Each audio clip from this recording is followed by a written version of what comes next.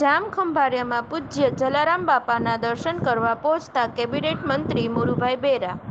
સંત શિરોમણી જલારામ બાપાની 225મી જન્મજયંતિની મંદિર ખાતે ભવ્ય ઉજવણી કરવામાં આવી રહી છે. જામખંભાળિયા રઘુવંશી સમાજ દ્વારા મુરુભાઈ બેરાનું સ્વાગત કરાયું.